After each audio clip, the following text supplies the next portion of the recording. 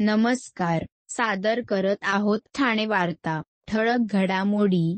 15 ऑगस्टपर्यंत 1,00,000 झाडे लावण्याचा महापालिकेचा संकल्प. वापरलेल्या आणि सुस्थितीत असलेल्या वस्तू ठाणेकरांनी आरआरआर केंद्रांवर द्याव्यात. आणि खासदार नरेश म्हस्के ॲक्शन मोडवर. ठाणे रेल्वे स्थानकाची केली पाहणी. राडारोडावरून रेल्वे अधिकाऱ्यांना धरले धारेवर. या आणि इतर घडामोडी विस्तृतपणे पण काही क्षणातच. आमच्या फेसबुक पेज तसंच यूट्यूब चॅनल आणि संकेतस्थळाला सबस्क्राईब करायला विसरू नका. ठाणे वार्ता पहा श्रीस्थानक वाहिनीवर. आता सकाळी 9:15 पासून रात्री 9:15 पर्यंत ठाणे वार्ता, ठाण्यातील पहिलं दृकश्राव्य माध्यम. ठाणे वार्ता आणि श्रीस्थानक वाहिनीचं लाईव्ह स्ट्रीमिंग. ठाणेवार्ता.com वरील लाईव्ह स्ट्रीमवर क्लिक करा आणि अगदी मोबाईलवरही ठाणे वार्ता श्रीस्थानक वाहिनीचा आनंद लुटा. यासाठी आमचं ॲप डाउनलोड करा. ठाणे वार्ता पहा श्रीस्थानक वाहिनीवर. आता सकाळी 9:15 पासून रात्री 9:15 पर्यंत ठाणे वार्ता, ठाण्यातील पहिलं दृकश्राव्य माध्यम. आपण पाहत आहात श्रीस्थानक वाहिनी, ठाणे जिल्ह्याचं मुख्य व्यासपीठ. ठाणेकरांना त्याच्याकडील आता वापरात नसलेल्या पण टिकाऊ आणि पुन्हा वापरता येतील अशा वस्तू दान करता याव्यात, यासाठी ठाणे महापालिकेने मुख्यालय आणि प्रभाग समिती कार्यालये अशा 10 ठिकाणी आरआरआर केंद्रे सुरू केली आहेत. जागतिक पर्यावरण दिनाचे औचित्य साधून महापालिका मुख्यालयातील या केंद्राचे उद्घाटन महापालिका आयुक्त सौरभ राव यांच्या हस्ते झाले.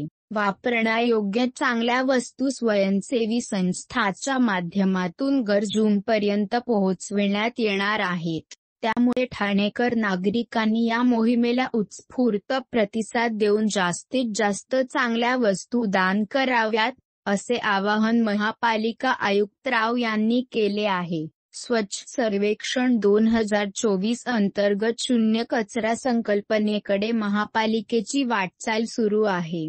शहर स्वच्छ आणि सुंदर दिसावे, त्यातून नागरिकांचे आरोग्य उत्तम व्हावे हा उद्देश आहे. घरात पडून असलेल्या पण वापरता येण्याजोग्या चांगल्या वस्तू गरजूच्या उपयोगी पडू शकतील. या उद्देशाने पुस्तके, जुनी खेळणी, कपडे इ कचरा गोळा करण्यासाठी आरआरआर म्हणजेच माफक वापर, रिड्यूस, पूर्ण वापर, रियूज, परिवर्तन करून पूर्ण वापर, रिसायकल ही संकल्पना राबविण्यात येत आहे.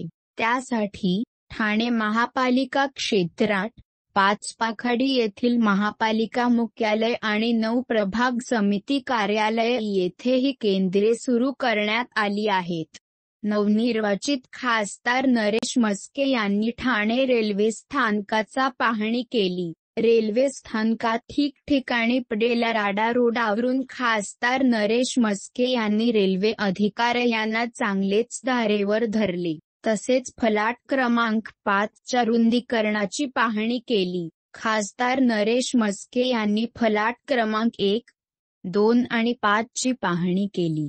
तेव्हा त्यांना फलाटावर ठिकठिकाणी राडारोडा पडलेला दिसला. पावसाळ्याचे दिवस असून येत्या 2 दिवसात पडलेले रेबीट तातडीने उचलण्याच्या सूचना खासदार नरेश म्हस्के यांनी केल्या. रेल्वे प्रवाशांशी दौऱ्यादरम्यान नरेश म्हस्के संवाद साधला. प्रवासी प्रतीक्षालयाला भेट देत तातडीने गंजलेली बाकडी बदलण्याच्या सूचना केल्या. फलाटावरील पाणपोई, शौचालयांच्या स्वच्छतेकडे लक्ष देण्याबरोबरच पुरेसे पाणी उपलब्ध करून देण्याची सूचना नरेश म्हस्के यांनी केली. फलाटांवर येत असलेल्या दुर्गंधीवर तातडीने उपाययोजना करण्याचे स्टेशन मास्तरांना निर्देश म्हस्के यांनी दिले. ठाणे रेल्वे स्थानकातून दररोज लाखो प्रवासी प्रवास करीत आहेत. मोठमोठ्या सुविधा आम्ही देऊ, पण प्राथमिक सुविधाही देणे तितकेच गरजेचे आहे. रेल्वे स्थानक स्वच्छ आणि सुंदर ठेवण्यावर आमचा भर असल्याचे खासदार नरेश म्हस्के यांनी सांगितले. लोकसभा निवडणुकीत शिवसेना उद्धव बाळासाहेब ठाकरे गटाचे राजन विचारे यांचा पराभव झाल्यानंतर गडाला पण सिंग गेला या बॅनरने सगळ्यांचे लक्ष वेधून घेतले आहे. ठाणे लोकसभा मतदारसंघात शिवसेना शिंदे गटाचे उमेदवार नरेश म्हस्के यांनी शिवसेना ठाकरे गटाचे राजन विचारे यांचा दणदणीत पराभव केला आहे. 2,34,000 मतांनी नरेश म्हस्के विजयी ठरले आहेत. मुंबईमध्ये ठाकरे गटाला घवघवीत यश मिळाले, परंतु ठाण्यातील उद्धव ठाकरे यांचे कट्टर समर्थक राजन विचारे यांची मोठ्या मताधिक्याने हार झाल्याने ठाण्यातील उद्धव ठाकरे यांची शाखा समजली जाणारी चंदनवाडी शिवसेना शाखा येथे शाखा प्रमुख तानाजी कदम यांनी अनोखा असा बॅनर लावला आहे. शिवसेनेचे 2 गट झाल्यानंतर शिवसेना उद्धव बाळासाहेब ठाकरे या गटातील राजन विचारे यांनी ठाण्यातील शिवसेना ठाकरे गटाला उभारी दिली. एकही आमदार, नगरसेवक सोबत नसताना ठाण्यातून त्यांनी शिवसैनिकाच्या मदतीने लोकसभा निवडणूक लढविली. प्रचार देखील उत्तमरित्या सुरुवातीपासून शेवटपर्यंत केला. सत्ता विरुद्ध निष्ठा अशी लढत सुरू असताना सर्वत्र राजन विचारे यांचाच विजय होणार असा विश्वास व्यक्त जात होता. मतमोजणीच्या फेऱ्या पुढे सरकत असताना धनुष्यबाण तळपत गेला आणि मशालीची धग कमी होत गेली. शेवटच्या फेरीअंती नरेश म्हस्के यांना 7,22,789 मते मिळाली तर राजन विचारे यांना 5,08,185 मतांचा पल्ला गाठता आला. त्यामुळे या निवडणुकीच्या निमित्ताने खासदार म्हणून ठाण्यात ठाकरे गटाची असलेली एकमेव मोठी ताकद आणि अस्तित्व संपुष्टात आली आहे. असे असले तरी ठाण्यात शिवसेनेचा झेंडा कायम राहिला असला तरी ठाकरे गटाचे राजन विचारे यांचा पराभव झाल्यानंतर चंदनवाडी शिवसेना शाखा येथे गडाला पण सिंग गेला या आशयाचा बॅनर लागला असून तो ठाणेकरांचे लक्ष वेधून घेत आहे. या पुढील घडामोडी एका छोट्याशा ब्रेकनंतर कुठेही जाऊ नका, पाहत रहा फक्त ठाणे वार्ता. सर्व नागरिकांना आवाहन करण्यात येत आहे की सध्या डासांमार्फत पसरणाऱ्या डेंग्यू या आजाराचा प्रसार रोखण्यासाठी प्रत्येकाने पुढीलप्रमाणे कार्यवाही करावी. डेंग्यू आजार एडिस इजिप्ती हा डास चावल्याने होतो. या डासांची पैदास साचलेल्या किंवा साचवलेल्या स्वच्छ पाण्यामध्ये होते. 8 दिवसांपेक्षा जास्त दिवस पाणी उघडे व साचून राहिल्यास त्यात डास अंडी घालतात. अंड्यांच्या अळ्या तयार होऊन पुढे डास तयार होतात. यासाठी आपल्या घरातील पाणीसाठे उदाहरणार्थ बॅरल्स, पिंपे, टाक्या, हौद, रांजणे इत्यादी दर आठवड्याला रिकामे करून घासून पुसून कोरडे करून पुन्हा भरावे. 1 दिवस कोरडा दिवस म्हणून पाळावा.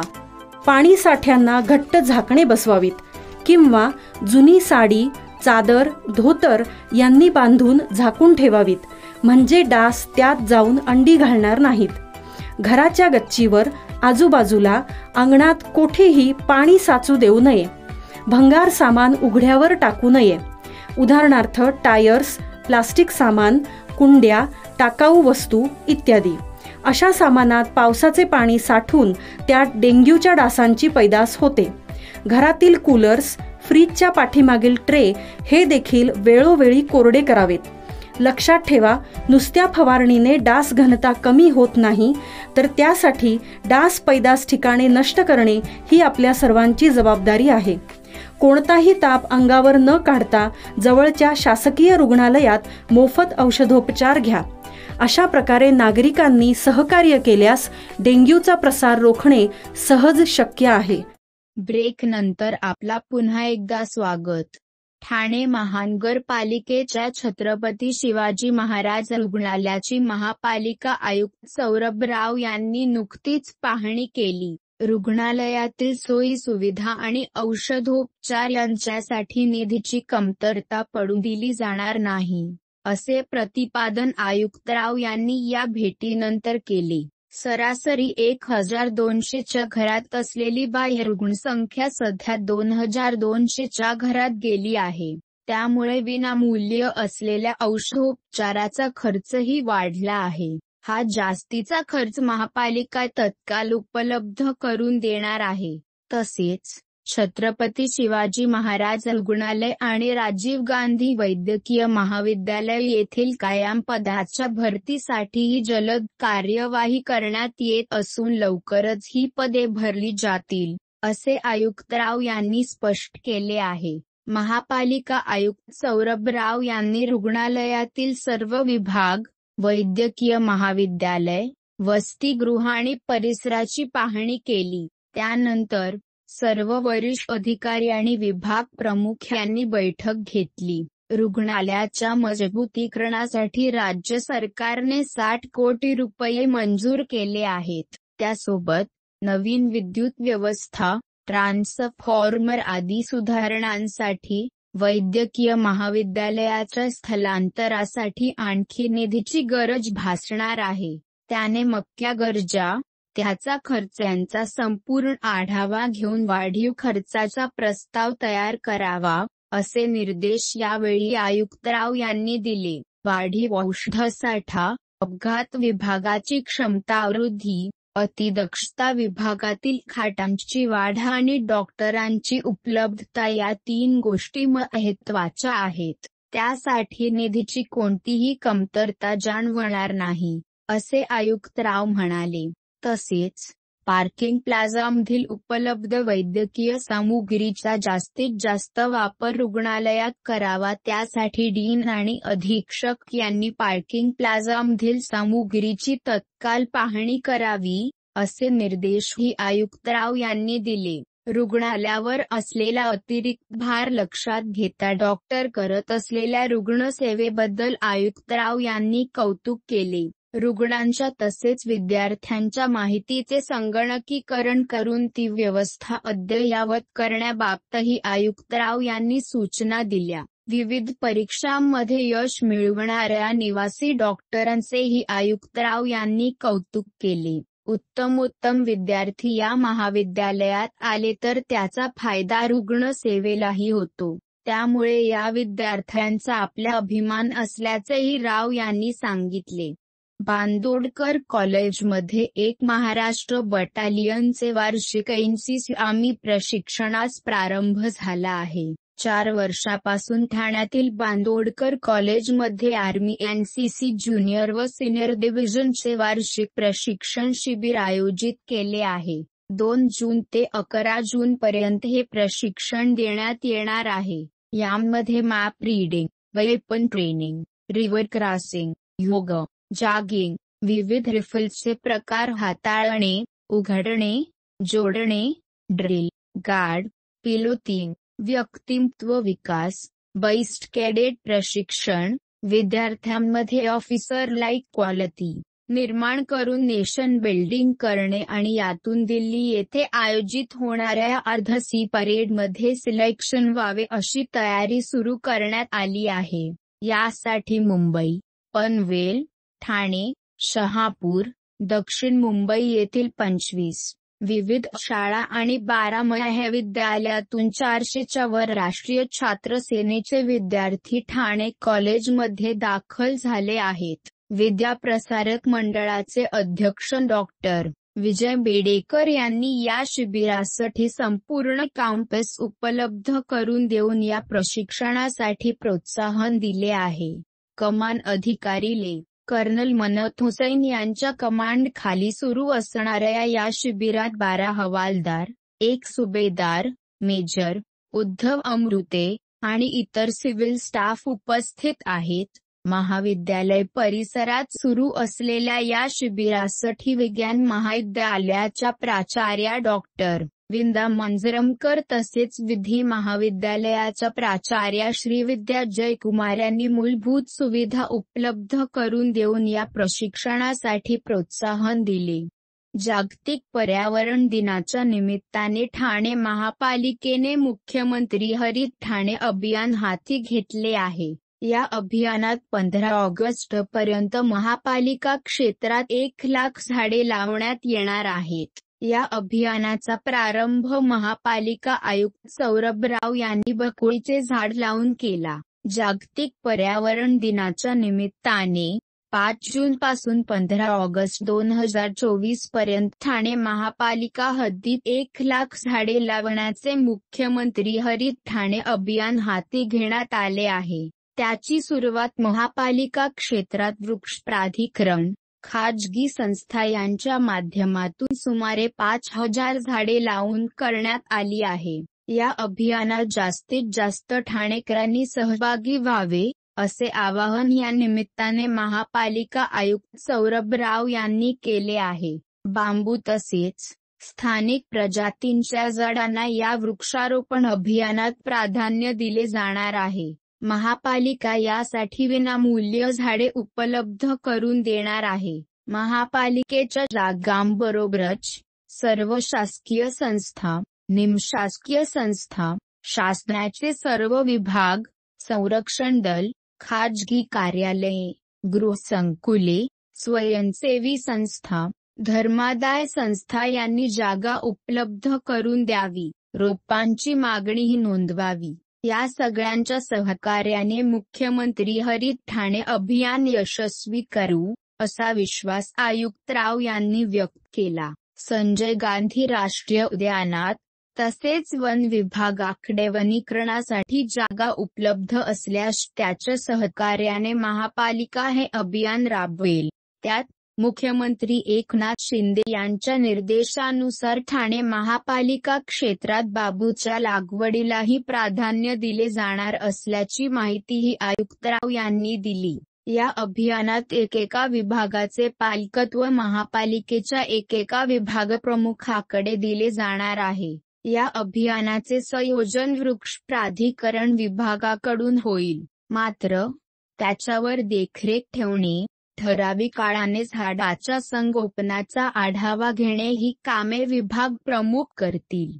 त्यात सर्वोत्तम कामगिरी करणाऱ्या विभागास पुढील वर्षी जागतिक पर्यावरण दिनी गौरविण्यात येईल, असेही आयुक्तराव यांनी स्पष्ट केले. पोखरण रस्ता क्रमांक 1 येथे रस्त्याच्या दूरतर्फा पारंपरिक पद्धतीने वृक्षारोपण करण्यात येत आहे. त्यासाठी या अभियानात बकुळाची झाडे लावण्यात आली. त्याचबरोबर नागला बंदर चौपाटी येथे मियावाकी पद्धतीने झाडे लावण्यात आली. कमी जागेत कमी कालावधीत जंगल तयार करण्याची मियावाकी वृक्षारोपण पद्धत असून जैवविविधता संवर्धनासाठी ही उपयुक्त पद्धत आहे. या वृक्षारोपणात पळस, बेल, नीम, कांचन, सीता अशोक, जांभूळ, पारिजातक, शीसम, कोकम, शिवण, करंज, अडुळसा, तगर, लिंबू, कामिनी, बकुळ आदी देशी वृक्षांचा समावेश आहे.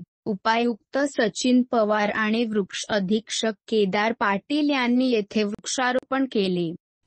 आपण पाहत आहात श्री स्थानक वाहिनी, ठाणे जिल्ह्याचं मुख्य व्यासपीठ. ठाणे वार्ता पहा श्री स्थानक वाहिनीवर. आता सकाळी 9:15 पासून रात्री 9:15 पर्यंत ठाणे वार्ता, ठाण्यातील पहिलं दृकश्राव्य माध्यम. ठाणे वार्ता आणि श्री स्थानक वाहिनीचं लाईव्ह स्ट्रीमिंग ठाणेवार्ता.com वरील लाईव्ह स्ट्रीमवर क्लिक करा आणि अगदी मोबाईलवरही ठाणे वार्ता श्री स्थानक वाहिनीचा आनंद लुटा. यासाठी आमचं ॲप डाउनलोड करा. ठाणे वार्ता पहा श्री स्थानक वाहिनीवर. आता सकाळी 9:15 पासून रात्री 9:15 पर्यंत ठाणे वार्ता, ठाण्यातील पहिलं दृकश्राव्य माध्यम. आपण पाहत आहात श्री स्थानक वाहिनी, ठाणे जिल्ह्याचं मुख्य व्यासपीठ.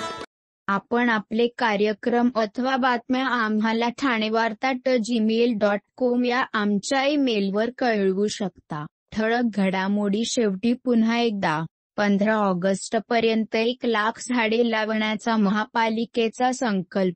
वापरलेल्या आणि सुस्थितीत असलेल्या वस्तू ठाणेकरांनी RRR केंद्रांवर द्याव्यात. आणि खासदार नरेश म्हस्के ॲक्शन मोडवर. ठाणे रेल्वे स्थानकाची केली पाहणी. राडारोडवरून रेल्वे अधिकाऱ्यांना धरले धारेवर. या होत्या ठाणे वार्ता. आपली एखादी बातमी बघायची राहून गेल्यास आपण आमच्या ठाणेवार्ता.in या संकेतस्थळाला किंवा फेसबुक पेज तसंच यूट्यूबचे चॅनेलला अवश्य भेट द्या. तर मग पुन्हा भेटू पुढील बातमीपत्रात फक्त श्री स्थानक वाहिनीवर. धन्यवाद.